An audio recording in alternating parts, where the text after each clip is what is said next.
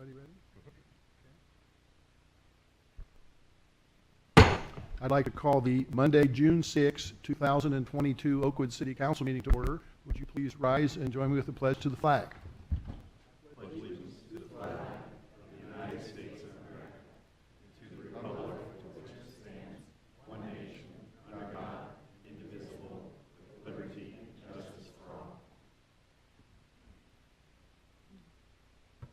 May I have a roll call, please, Lori? Mayor Duncan, Here. Vice Mayor Byington, Here. Mr. Stevens, Here. Mrs. Hilton, here, Mrs. Turbin, here. And do I have a report on the minutes of our May 2 regular session and work session and our May 16 work session and executive session? Councilmember Hilton. Thank you, Your Honor. I've reviewed the minutes from all 4 of those meetings, and I've found them to be correct and complete, and therefore I move that they be adopted as written. Do I have a second? Second. All those in favor signify by saying aye. Aye. Thank you. So ordered. The next item on our agenda is status reports, and we have our final citizen committee appointment tonight. We had one remaining opening in our budget review committee, which normally meets in the fall to assist council with the preparation of our 2023 budget this year. And Kate Halpin has agreed to serve in that on that budget review committee. So I would make a motion that we appoint her at this meeting. Do I have a second? Second. Any questions? All those in favor signify by saying aye. Aye. Thank you.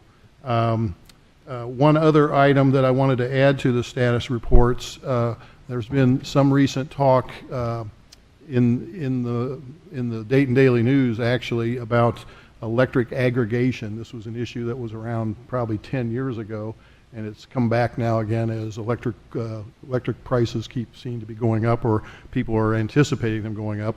Rob Jacks, our law director, has a brief report that he would like to inform the citizens about our position on this. Thank you, Mayor. As you noted, utility costs are on everyone's mind right now. You know, certainly we have inflation and what I like to call a post-pandemic economy. Certainly not helping things at all.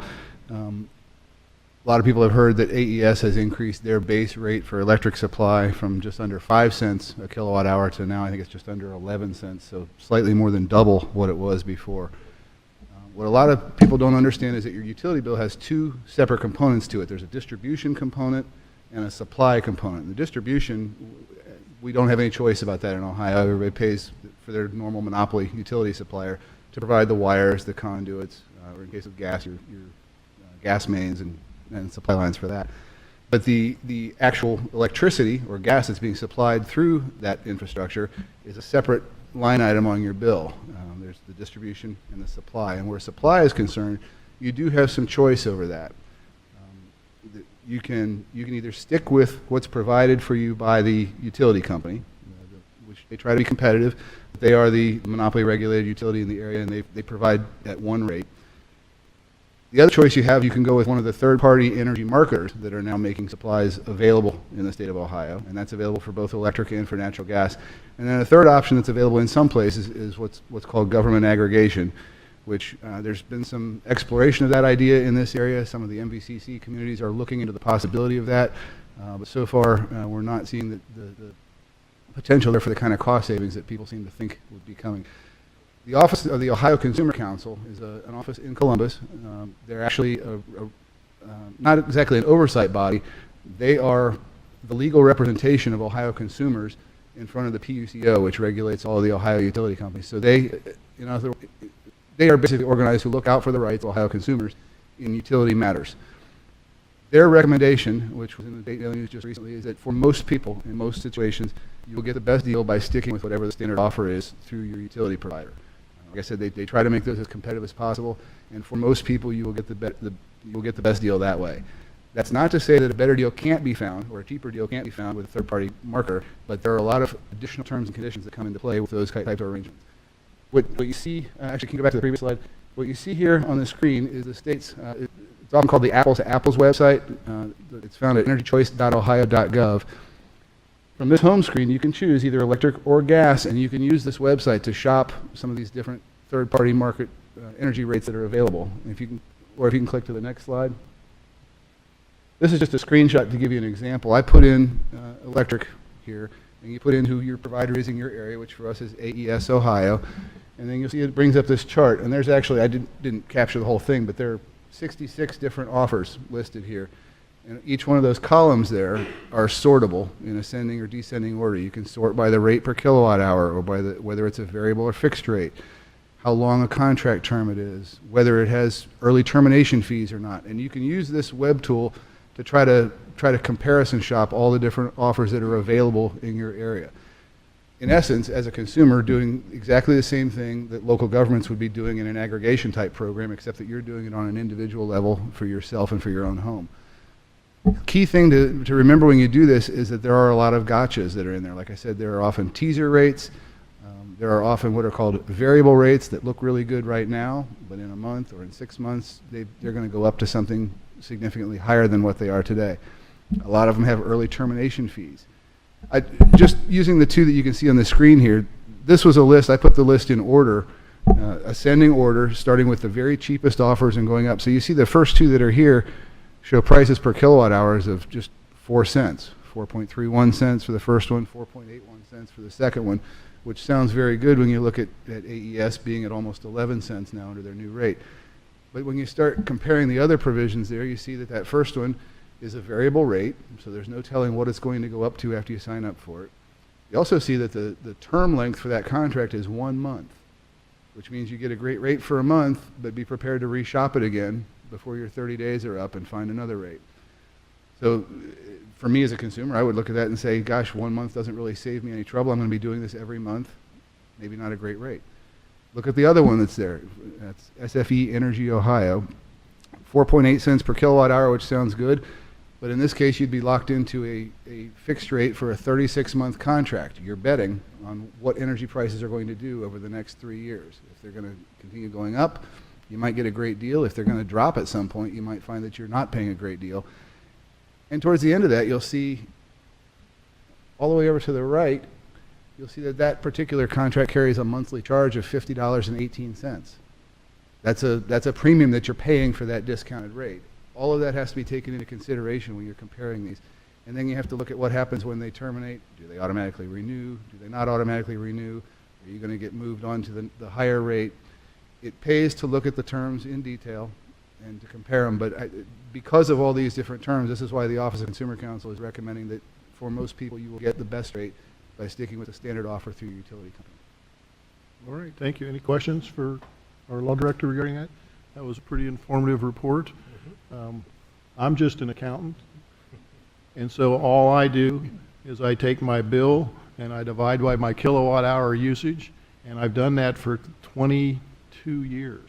Some would call me anal for that, but none of you folks would do that, right? But anyway, 12 cents sounds about right, and it's been between 10 and 12 cents for the last 15 years. So all in all, we're getting a pretty good deal on electric rates. It's not going up as fast as inflation is, at least yet. Yet being the operative word. Okay, thank you. I want to, we have some very special guests here today, and I want to change the order we were normally going to. We have something every month that we call it an Oakwood moment. We may have to change that this time to the Oakwood decade, but Vice Mayor Byington would like to introduce our special guest this evening. Yes, Your Honor. This is a thrill for me. I will say that if you can actually be a fanboy of an academic decathlon team, I'm there, because this is such an accomplishment, particularly when I read through some of the things that you guys go through to do this. You'll get a sense of just exactly how hard what they do is and how well they do it. But I will start off by saying, the Oakwood Academic Decathlon team won its 10th Division III national title at the end of April in a 4-day virtual event that saw 48 teams and 48 U.S. teams and 10 teams from China competing for the top honors. For those of you who aren't aware of academic decathlon, although I'm guessing a lot of you are, because that's mainly what this crowd is, but I had to do a little bit of research on this. Each year there's a curricular theme that is the focus of their studies for that year. In previous years, that theme has been Russia, it's been new alternatives in energy, it's been World War I, various different things. This past year's theme was water, a most essential resource. And so during the school year, the students explore 7 subjects, subject areas associated with this particular theme. And those subject areas are art, literature, economics, music, mathematics, science, and social science. Now you might think to yourself, okay, well, water, how do you associate that with math? Now that one doesn't necessarily specifically relate to it, but even things like, economics, they start talking about the economics of water use in various different areas.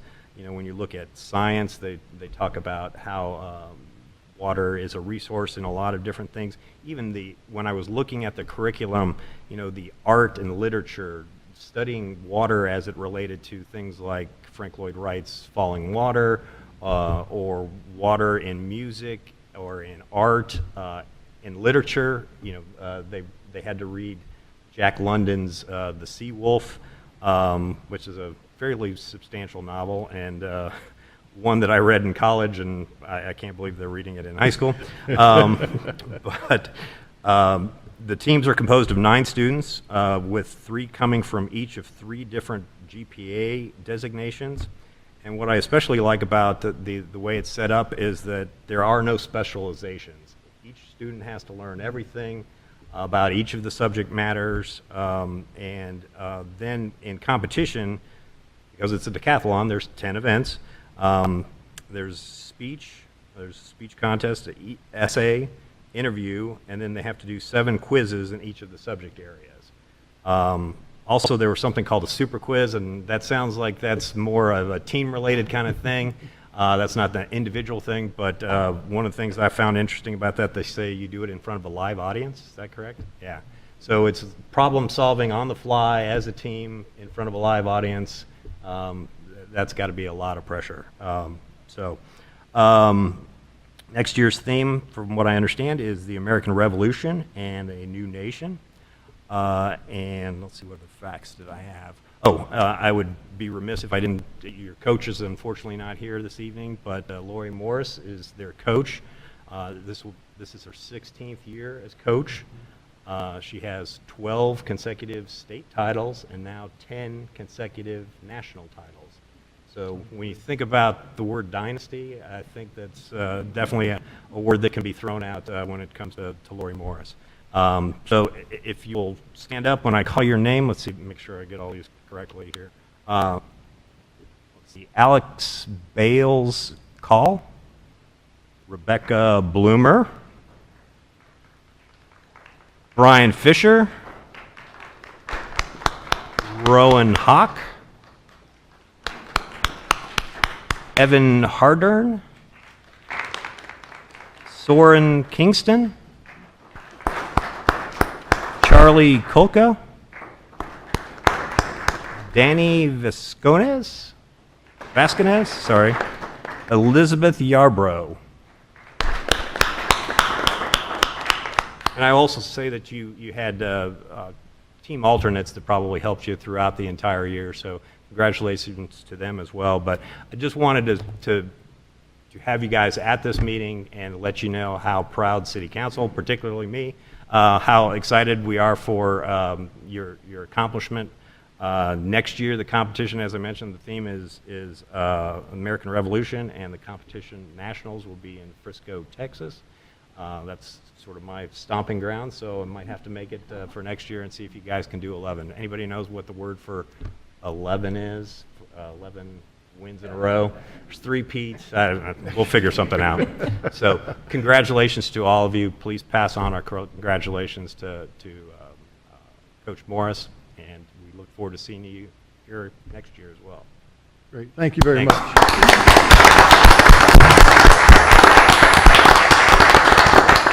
Our superintendent of schools, Dr. Kyle Ramey, is also at our meeting. Would you like to address council and have some comments about these fine citizens of Oakwood? You have a 45-minute prepared speech? Actually, was not prepared, but just want to echo the congratulations and thank you for recognizing all the hard work that these students did. And just a real quick piece, John Wooden guy who had Dynasty, Lori Morris has got it beat. And so what a great indicator of the character and the type of students and the type of support that the families have to have every one of the students here with us tonight is quite an accomplishment. So thank you very much for your hard work and Time to get to homework for next year, right? Time to get to work. I mean, I'm correct that these are not all seniors. They're freshmen, Oh, yeah. sophomore, Can you juniors, and stand up and seniors. Tell us what Come your up grade to the level is? podium Yeah. and state your name and address for the record. No, if you can just say, just if you could tell us whether you're a sophomore, junior, senior, and if you are a senior and graduating, where do you plan on attending college if you plan on attending college? My name's Brian Fisher, and I'm a sophomore. Okay. My name is Alex Balescall. I'm a senior, and I'm attending Colgate University. Wow, congratulations. I'm Rebecca Bloomer. I'm also a senior, and I'll be attending Muhlenberg College in Pennsylvania next semester. It's a college in Pennsylvania called Northridge? Muhlenberg. Okay. Muhlenberg, okay, got it. Okay, thank you. I'm Soren Kingston. I'm a senior. I'll be attending University of Dayton next year. Very good. Excited.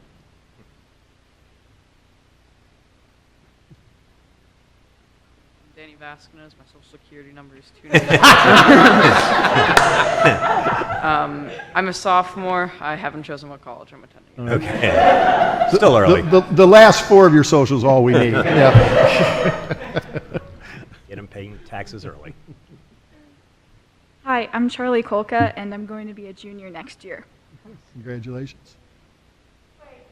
Senior next year. I'm so sorry.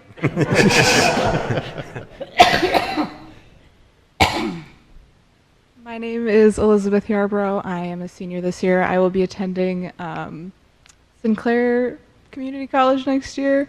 I was an academic for 3 years. Great. Nice. Thank you.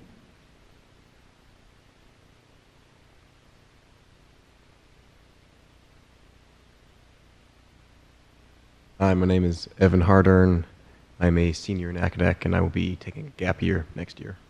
Ah, okay. We got one more left back there? Hi, my name is Rohan Hack, and I'm a sophomore. Thank you. You've already had your picture in the Dayton Daily News and the Oakwood Register. I mean, the Oakwood Register reporter's back there. You know, he may want to get another, action shot, on your way out of here. So, I appreciate that. You're welcome to stay for the rest of our meeting if you want. We have some exciting legislation, about banning fireworks, if you want to hear about that, and noxious weeds. But if you do choose to leave, you're more than welcome to do that whenever you want. That's why we bumped you up. Yeah. So- But again, congratulations to all of you, and also to the families. This is great. You all be in my State of the City speech next January or February. So for you that are hiding off in the East Coast somewhere, look at it online. It'll be in the Oakwood Register. Very, that's right. Very good. Thank you so much for coming. Thank you. Thank you. Thank you.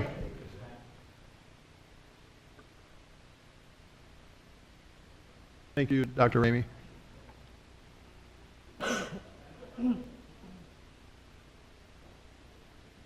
Okay. This is our visitor section, and we still have a couple folks left if anyone wishes to address council, and one of them's leaving. This is your time to come down and state your name and address for the record, and we would welcome you. Nothing terribly important, but my name is Cheryl Vargas, and I just want to thank the people that worked. I had presented myself to the city, to Jennifer Wilder and Ethan Kroger in early spring about making some changes to the weed ordinance. Having read it, because I deal a lot with native plants and trying to, for the environment, for reasons that no one wants to hear about today, but they're good. And I had read it and saw some things that I thought could use some change. And so I made an appointment and spoke with them, and they listened.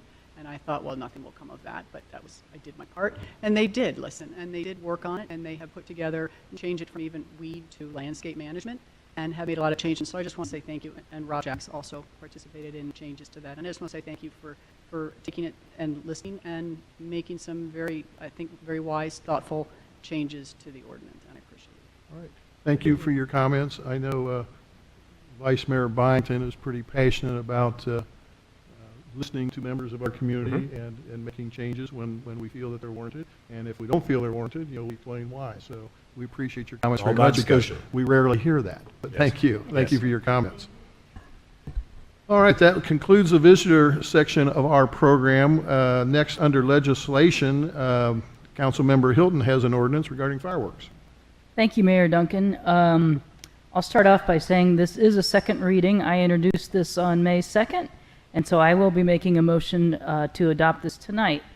So this is an ordinance repealing current section 54901, sale or discharge of fireworks of the Oakwood General Offenses Code, and enacting new section 549.01, sale or discharge of fireworks of the General Offenses Code for the purpose of addressing the provisions of House Bill 172 concerning the right of municipalities to retain regulations and prohibitions on the discharge, ignition, and exploding of fireworks that existed prior to the enactment of House Bill 172.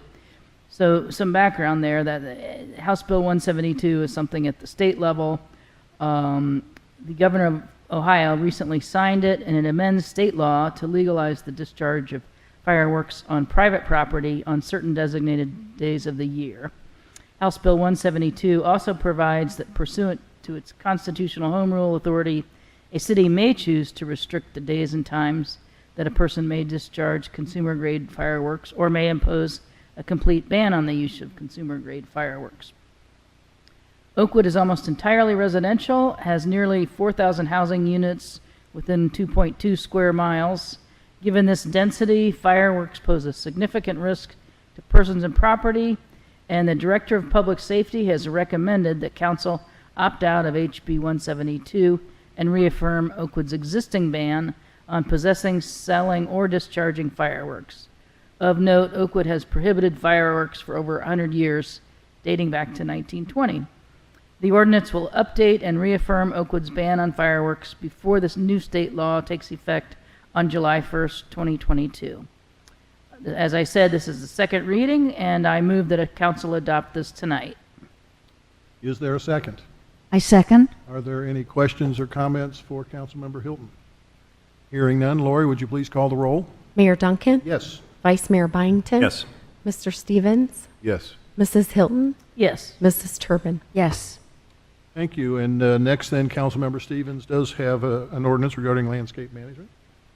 Thank you, Mayor Duncan. An ordinance amending Chapter 551, Weeds, of the Oakwood General Offenses Code by updating the title thereof to Landscape Management, adding relevant definitions, reordering existing provisions, and incorporating new provisions to authorize the establishment of the managed natural landscape areas on private property within the city.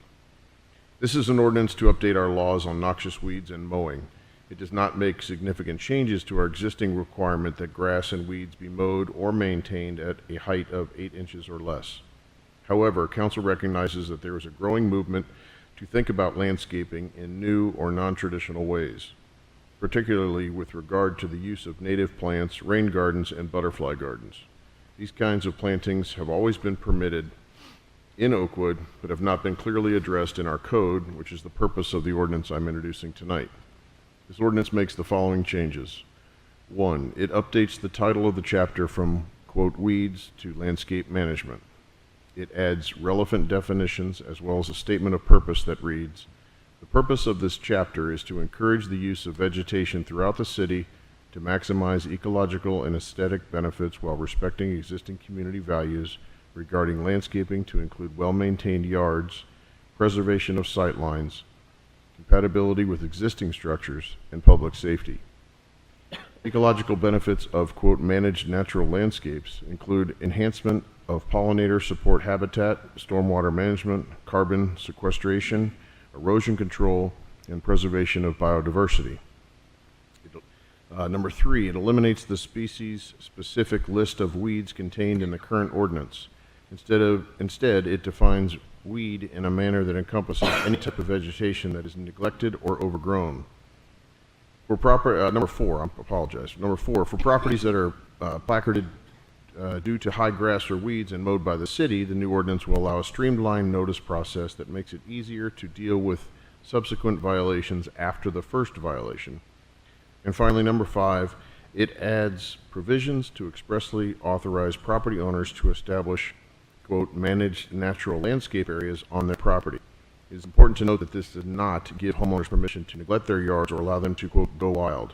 The key concept behind a managed natural landscape area is that it must be, quote, managed and maintained as required by the new ordinance. This is the first reading of this ordinance, so I make no motion at this time. Thank you, Mr. Stevens. Does anyone have any questions for him? All right, we will deal with this at our next meeting, which will be on July 18th. That concludes our legislation for this evening. We do have a staff report from our Leisure Service Director, Carol Collins. Welcome, Carol.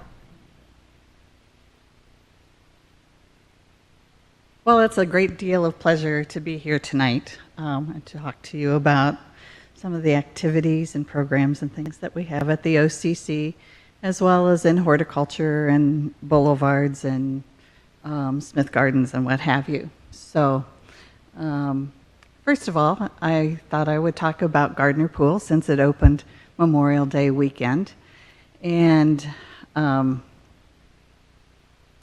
date, we have 461 family memberships and 61 single memberships and 92 senior memberships, which has gone up tremendously, you know, from the years past, you know, including COVID.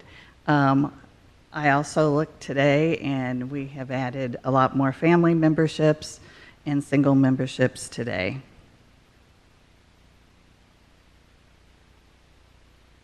So we have a few activities at the pool for the whole family. The first one will be June the 19th, and the next one will be Sunday, July the 3rd, and the next one will be Sunday, August the 14th, which is also the ice cream social. Pool staff has a lot of organized activities that will take place throughout the evening, and the pool will close at 9 instead of 8 o'clock that night. Now we're getting into the season once school ends this week. We are now taking registrations for the Dolphin swim team. We have 160 swimmers that have already participated in the registration program, and registration ends on June the 12th, which is this Sunday. We hope to have at least 225 kids that participate in the Dolphin swim team this year. Along with some of the other programs that we have is the certified swim lessons. It's certified by the American Red Cross. Today was the first day of registration, and we were very successful in registering about 75 children for swim lessons. Another activity that we have at the pool is the adult water workout. So we have the deep water workout as well as water aerobics. That also has started this week. So we're looking forward to having that activity at the pool as well. Now we'll talk a little bit about the OCC summer camps and activities. This year we are very pleased to report that we have a lot more activities that we've had in the past. And the registration for all of these programs that you see has been very successful, and we look forward to having a very successful summer camps and activities at the OCC. A lot of these camps, some of them are held at Old River. We have hired 2 camp counselors, and we will have a lot of the activities in Schaefer Park as well as Orchardly Park. We also have a lot of adult classes going on. So as you can see, a lot of those are aerobic activities, but we also have tennis, and the one thing that has been extremely popular is the Bambini Beats, which is relatively new, and the Golden Beats. So you go from little kids of 3 years old all the way up to seniors. That's a very popular program, and then you can see all of the other activities that we have. And here we have, you know, the Hollinger Tennis Center. To date, we've had 56 memberships and 4 summer memberships that have been purchased so far. I know that they have a lot of activities planned this summer, and I know that the board has worked very, very hard in trying to increase membership and activities that they have, and I'm sure that they'll be very successful.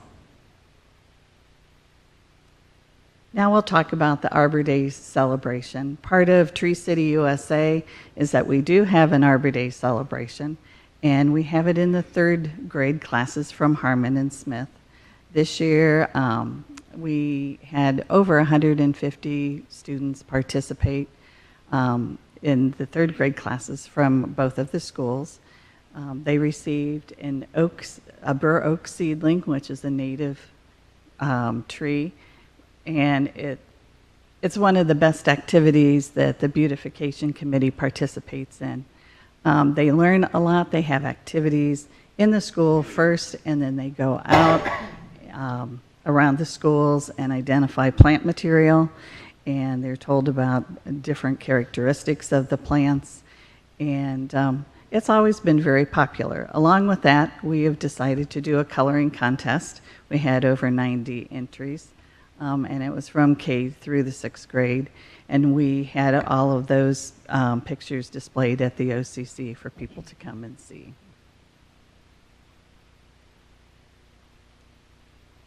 So we'll talk a little bit about Smith Gardens. We have the preschool story hour, which is part of activities with the OCC as well as Wright Memorial Library.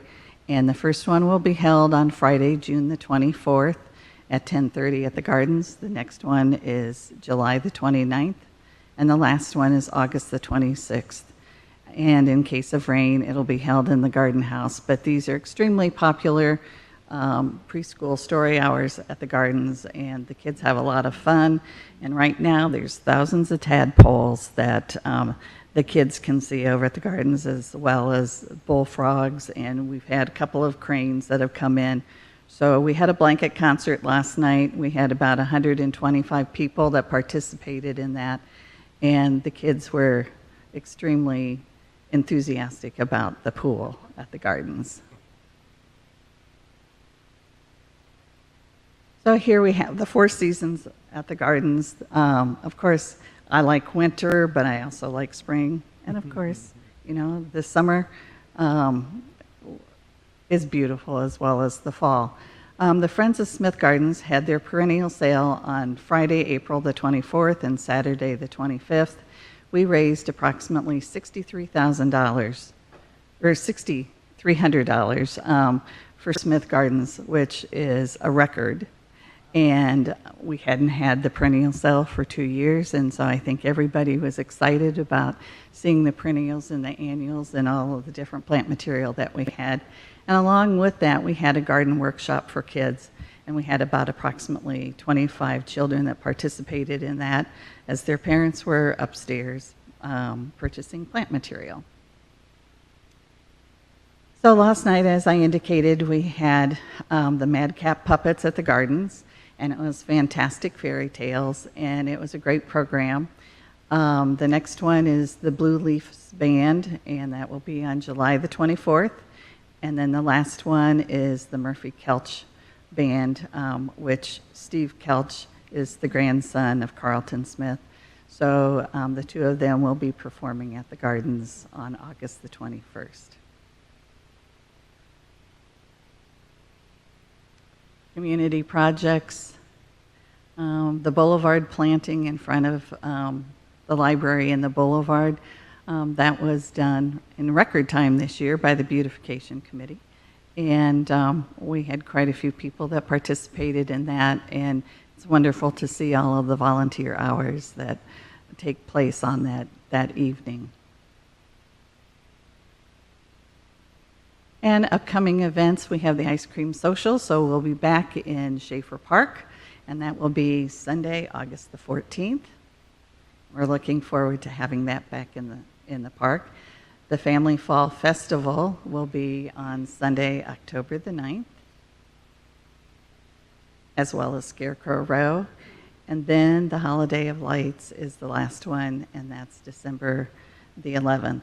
The other thing that I would like to share is that the City of Oakwood received the Tree City USA Award for the 40th year, and we're very happy that we were able to have that activity. And as you can see that the Tree City USA, the Ohio was recognized as the national leader, And as you can see with the statistics, that Tree City USA is a very popular program throughout the United States, but Oakwood is, I think, the second community that participated in Tree City USA in Southwest Ohio. So we're pretty proud of that activity. And then as far as the Johnny Appleseed project goes, we've planted 3,183 trees through that project. And last year we planted a total of 61 trees, but the cost throughout the Johnny Appleseed program has been $442,000. This past year, the species of trees were the Japanese Zelkova, the eastern red oak, which is a native tree, the Princeton elm, which is native, the ivory silk Japanese lilac, and then the Morton sugar maple, which is also a native plant. The care and maintenance brochure went out and to all of those people that participated in the program. And as you can see at the bottom, we have planted a lot of native trees throughout the city of Oakwood, throughout Johnny Appleseed. So we're very proud of that activity that we have. And the Oakwood Beautification Committee, again, is very instrumental in making that program happen. So with that, I think my program is done. If you have any questions, I'd be more than happy to answer any questions that you might have. Any questions for Carol? Just one quick one.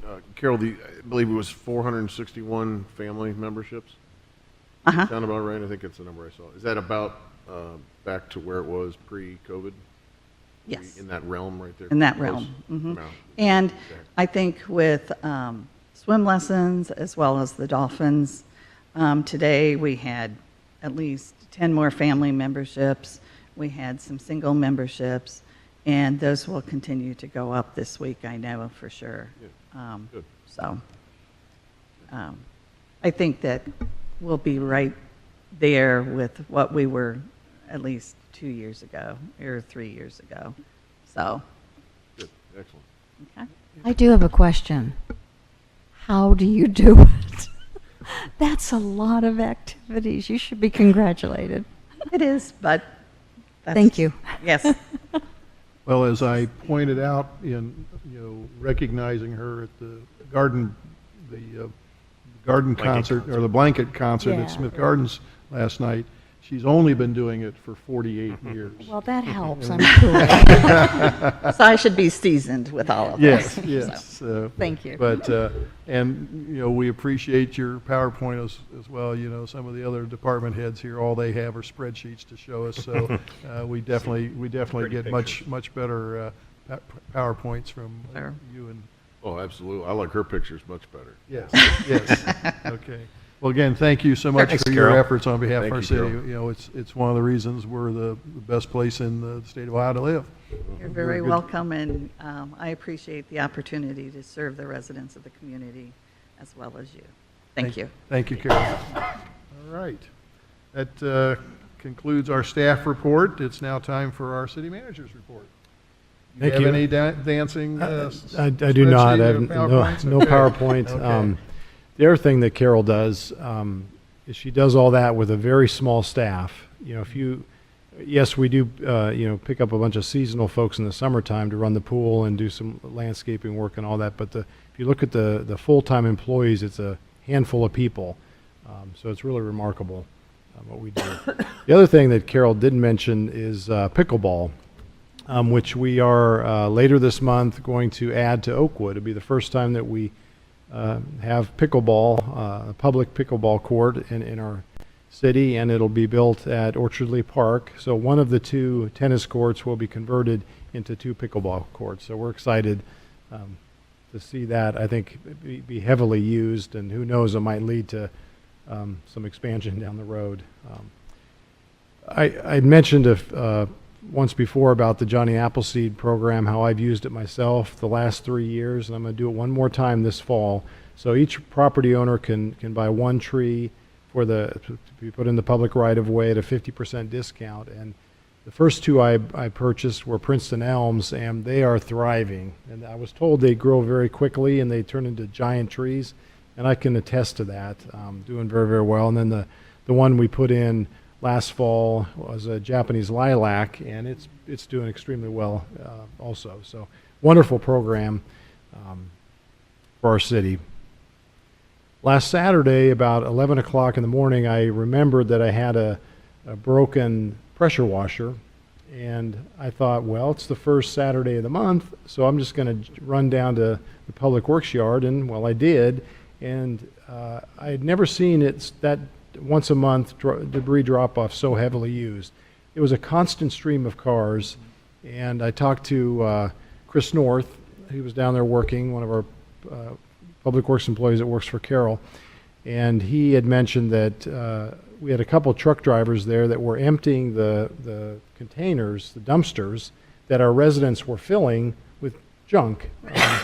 And they were taking them down to the county to dump them, to bring them back to reload.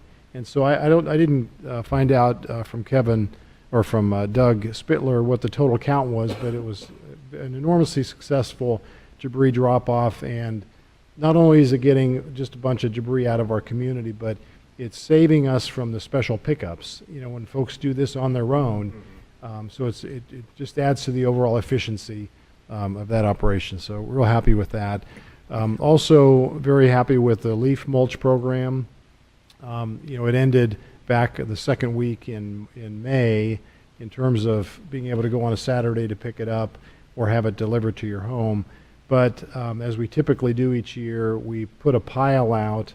And now that we have the new recycling facility, it's right in the middle of that turn, round circle you go in to go through there. There's a pile of leaf mulch there for citizens that may have missed it in April and May to just go get some as they need it. So no more deliveries, but we'll have piles there until we run out. So hopefully for the next few weeks. The asphalt repaving program is set for the middle to latter part of July, and I'll just refer our citizens to the Oakwood Scene newsletter for the list of streets, or it's also on our website. And then I mentioned at the last meeting that the annual sidewalk repair program, which also includes some concrete curbing and driveway aprons, which typically would start this week or next week, will not begin this year until September, and this is a function of the backlog of infrastructure work in the region here and the difficulty in getting contractors scheduled for the job. So we have a contractor lined up to do the work, but they just won't be able to start until sometime in September. So that's all I have. All right. Any questions for our city manager? All right. Hearing none, it's now time for council comments. Councilmember Turbin. Thank you, Mayor.